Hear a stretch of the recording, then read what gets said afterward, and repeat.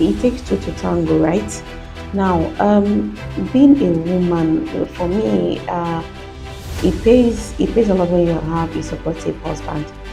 Now, like I said earlier, if your schedule is very tight and that of your husband own is very tight too, you see, you may need to get someone to stay with your kids. Prayerfully get someone to stay with your children.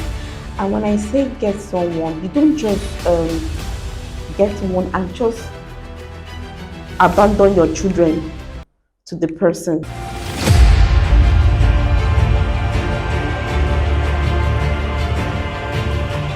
Hello there, good afternoon, good morning, good evening from wherever you're watching us from. This is Off the Clock, and I'm your amazing host, as usual, Juliet. Now, Off the Clock, as you know, is a program where we get to learn, we get to unlearn, we get to relearn and grow in all spheres of life. And today we have yet another amazing guest in the studio. Just sit back, relax, grab a cup of coffee if you have one, and we'll be right back.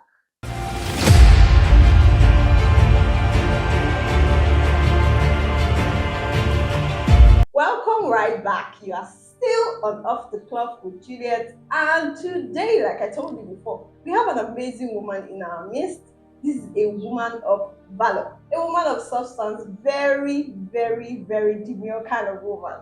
Yes, we are having Mrs. Amaka Obaratin in the studio. Welcome very much, ma. Thank you so It's so much. good to have you. Thank you. It's a pleasure to be here. And Thank today we're going to be talking about career choices with emphasis on the girl child. So I really want, especially the ladies, I'm not saying the men should be out of it. I mean, you can watch and educate your girl child, but especially the ladies, we should be on this one because it is a very important topic. It is all bordered on our careers and the choices that we have to make, especially for the very young ones that are coming up, that we should make different choices in their career path.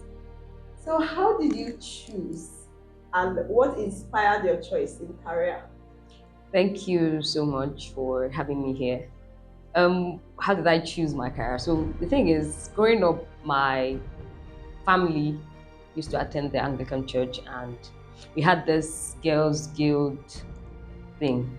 So it's a group of girls, young girls, who are taught a whole lot of things.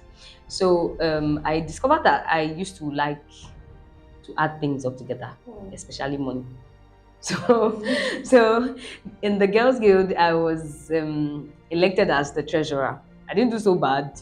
I'm as young as 8, 9, 10, that early. So I didn't do so bad, yes. So while I was getting to secondary school, I said, okay, maybe I should even be a banker. At least bankers get to calculate money, and bankers are perceived to have money from their appearances and all. But when I got to SS1, I was like, I really want to do banking. Let me interject here. All my life has always been predestination. So as far back as I can remember, there was no time that I said, at so and so time, this is what I'm going to do. And so and so time, this is what I'm going to do. As I got to that point, I already knew what to do. So it wasn't like there was a plan on ground, right? So when I got to SS1, I said, instead of banking, let me just do accounting. And that's how I chose accounting. Interesting. Thank So you. at any point, was there that man or that woman that came and met you, especially before you chose that career path? Was there anybody that came to meet you and said, "Oh no, you can't do accounting. Accounting is meant for men, or banking is meant for men"? Did you have any of that experience? Well, if I can remember, I didn't have the experience, and here's why. I was always the bold one. So there's a way you would talk. Some persons will already know that this one, she knows what she's going There's to. no She knows what she's need going to. But if they had come, I would have asked who set the standard, who said the accounting was not meant for a lady, who is the person that set those standards. We But don't there are some know. things that there are some things that I've realized that just happen. It's just society cooked. That's what I call it. Society cooked. It's cooked by society. I can remember when I was growing up, even at 9, 10, I would say things like society has never cooked a whole meal for me to eat. like, oh, this is World Society Day, or Mm. let's enjoy. So why is it that this society gets to dictate how I will live my life? Yes, we are influenced by society, Mm. but we have to seek these things. So guys, boldness is key. You have to be sure of what you are doing and sure of this path that you are going to take. We are going to talk about gender stereotypes once again. Yeah. Did it influence your career choice?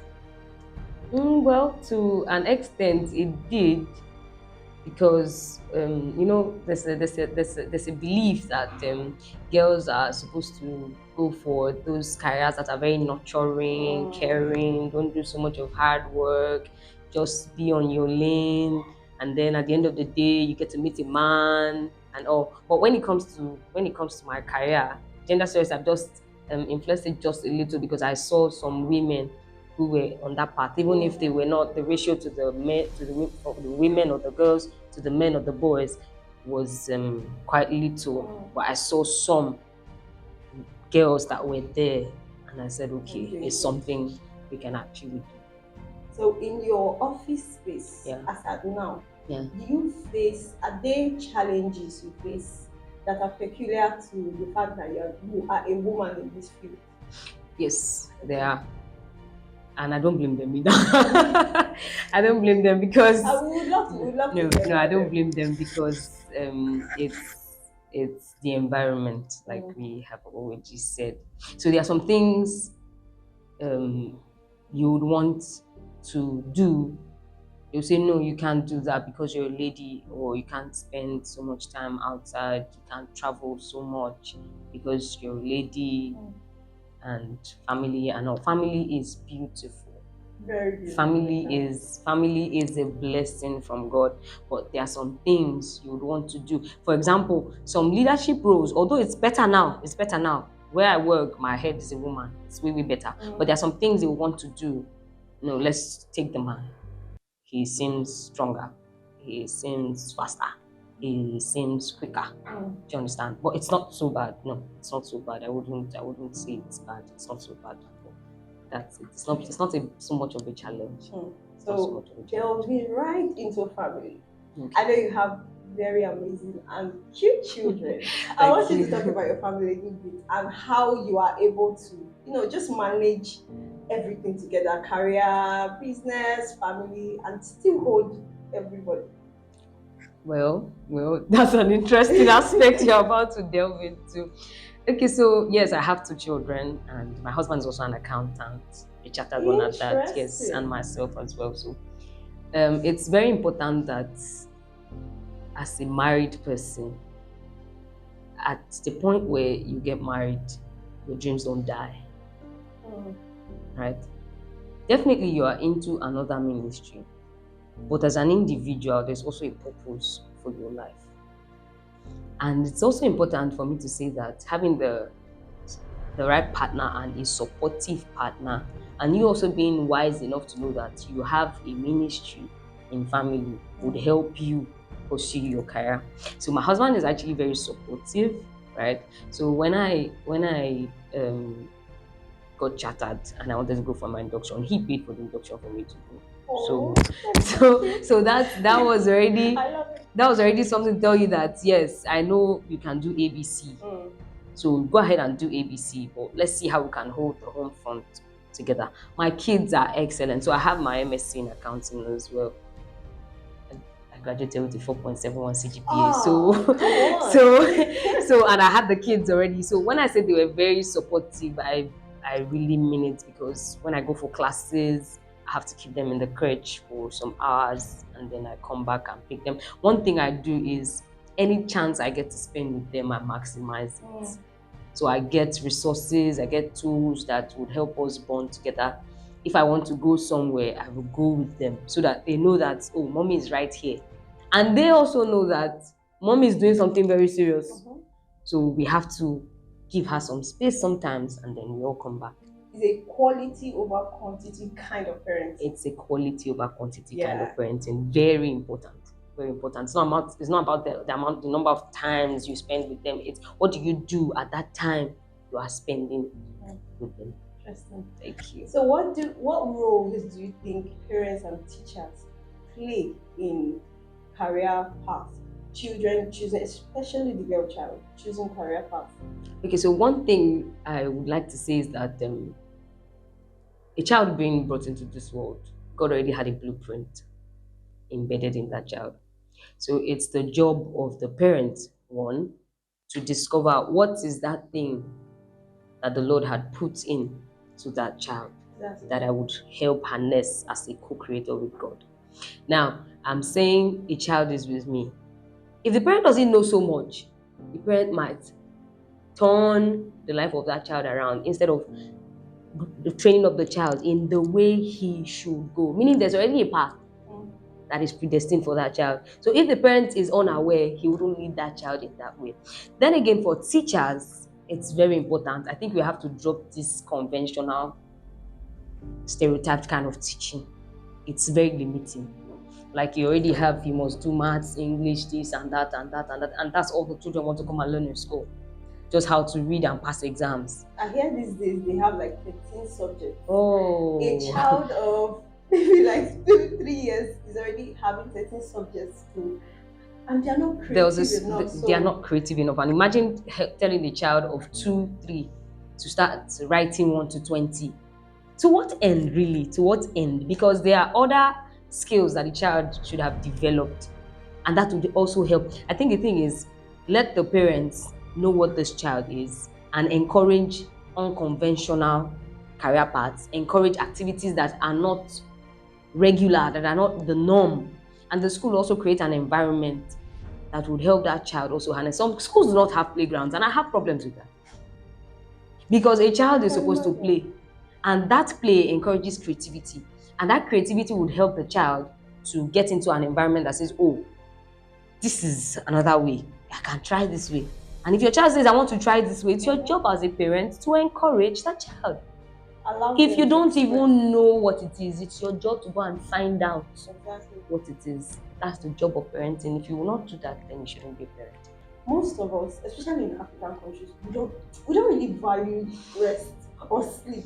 Sometimes it feels like a luxury. It feels like something that, when I finish doing all the I heard someone say, someone said, some people pride in saying, I've been so busy, I've not even rested since I've been working, I've not even rested. There shouldn't be pride in that. The man of God, Pastor Chris, has said it. Your body is your only ticket to be here on earth. No matter how many things you need to do, and no matter how many impact and influence you have to make in this world, if you don't take care of your body, you will check out. Yeah. I mean, you will rapture yourself. So that is just that for. Sleep is adequate, rest is adequate. You should not feel guilty for resting because rest is needed. Yeah. A 30-minute nap does wonders. Yes, it does. It does wonders a lot. Like people don't even know how much wonder it does. So this is encouraging you listening to us. Please, whenever you can, during the day, a 30-minute nap will not kill. It helps productivity. What advice would you give young girls? Seeing as you have grown significantly in your career, education, and family, what general advice would you give? Because I know a lot of girl children watching right now. What advice would you give them? Okay, so first things first, success is not a man's name, right? And when God said in Genesis chapter 1 verse 26, let us make man in our own image, He made them, and when He created man too, He made them male and female. So whatever commandment He gave to be fruitful and multiply, He gave it to both the male and the female. So it's not limited to a particular gender. So if you have a dream, please and please and please put on the whole armor and follow it through. Right. Follow it through, because like I said again, success is not a man's name. In fact, most girls bear success. Right? I'm very sure that most girls bear success, so it's not a man's name. So whatever dreams you have, whatever goals you have, see, one thing is a girl is sometimes raised to be very emotional, right? You've heard things like girls are too emotional, men are more logical. They are more logical. But I don't think that was what God intended when He created us. Of course, we have a part of us that is nurturing, that is caring. But a girl is supposed to have confidence. A girl is supposed to be able to think. Critical thinking. A girl should be able to think. A girl should be able to have confidence. So you as a girl, build your confidence. Be self-aware. Know who you are. You will know who you are in God's word. Know who you are. And don't let anybody tell you you cannot do what you want to do. You can actually do what you want to do and achieve your dreams flawlessly. Thank you so much. Thank So, you. another question: Okay. Who would you say was your biggest support system while you were choosing your career? My mother. My My mama. mom. My mom. So as far back as I can remember, there was no time. She said, "No, now you can't do that." No. There was no time. The moment I said that was what I was going to do, it was sealed. That, like, when they say you have juju in your mouth, You speak the you word. speak the word and it just goes. So she was always very supportive, right till when when they say you're married and that person takes over. Exactly. So she was always there. My mom. That's really, really impressive. Because these days now you find, I personally used to think that with the more we advance in technology and we advance in age, there will be more support. But sometimes I see that as we're going ahead, there is less support. People are now even more restricted. So there is no, especially when it comes to the girl child, there is always that. Don't do a little bit, but don't do too much. I'll tell you a funny story. Yeah. There was someone that told me that she wants to she's tired of jumping from bus to bus. She wants to get a car. So she calls her mom and tells her mom that, "Hey mom, say I want to get a car," with so much glee and joy. The mom was like, "No, you can't get a car now. You need to be married first. You want to pursue the prospective suitors." And it struck me that there's so much that a mother can influence and be influenced, because right now that girl, she's just there. So you know how mothers are. We are very influential. So the mother has told her this, and it's like yeah and amen. She's not thinking of any other thing. So she's waiting until she gets married, and it's sad. I think the thing is when you have a dirty water in a cup, right, and you want to take out the dirty water, so you're pouring a lot of clean water into the cup till the dirty one comes out. So there are a lot of people from past generations that are going through serious trauma, heavy trauma. So when you don't know something is wrong, you cannot change that thing that is wrong. So my advice to that girl, whoever she is and wherever she is, help yourself. If you want to get a car, you can afford a car. Get a car. Build your value. Know your self-worth.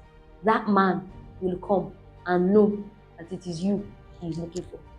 Period. That's it. Because suffering is a choice. It's I will actually always refer back to Pastor Chris, because he's our life coach. Yes, he is. He teaches us a lot. He has said over and over again, suffering is a choice. If you choose to suffer, because the rapture will take place time from now. So are you going to go to heaven and tell God that I wish I did. The reason I did not get it, God will be looking at you in heaven like, And I gave you all that. I gave you all the wealth in the world, and the only thing you are thinking of is how you want to feel. It's a thing. It's a thing that is very, very, very prevalent in our society.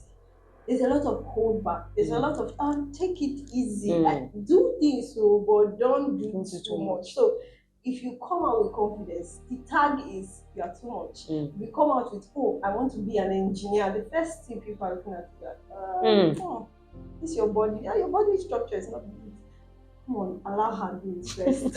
Allow her to do it first. So guys, that is all we can take for today's episode. I'm very sure you enjoyed yourself. I enjoyed myself. I learned a lot. Thank you so much, Mrs. Amaka. Thank you for having me. Thank you so much. And remember, guys, in every situation, there is always a silver lining. What you have to do is to learn from it and stay happy. Bye. See you in the next episode.